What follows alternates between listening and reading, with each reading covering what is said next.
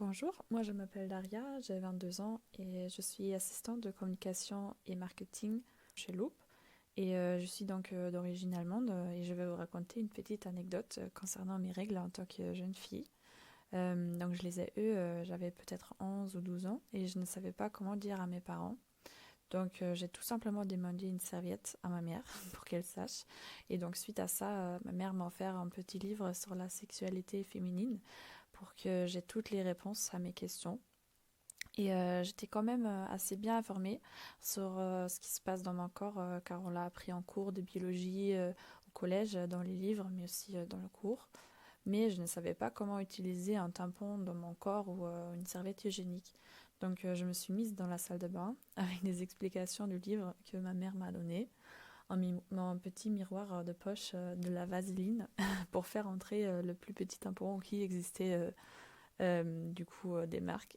Pendant une bonne année, j'ai continué à le faire comme ça, même en école, même chez des copines. Du coup, de plus, à chaque fois dans les toilettes publiques, j'étais gênée d'ouvrir la serviette et les tampons aux toilettes car ça faisait un bruit de plastique insupportable.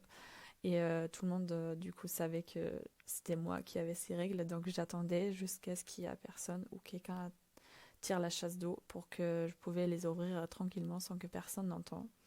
Heureusement aujourd'hui avec les cups et les culottes menstruelles, je ne dois plus avoir peur du bruit de plastique.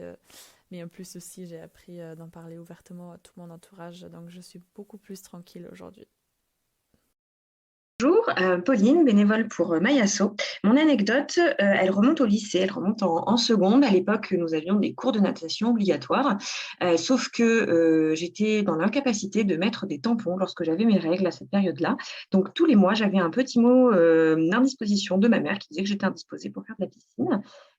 Pendant 2, 3 mois, j'ai pu faire ça. Et à un moment, au retour de la piscine, dans le bus, mon prof de sport s'est installé à côté de moi et m'a dit: Pauline, ça suffit, les mots d'indisposition, je n'en accepterai plus. Vous avez des protections qui vous permettent d'aller vous baigner pendant vos règles. Donc, à partir de la prochaine fois, plus de mots d'indisposition. Bon, moi, je l'ai regardé et je lui ai dit d'accord, en étant persuadée que ma mère allait continuer à me faire des mots quand j'étais indisposée, quand j'avais mes règles.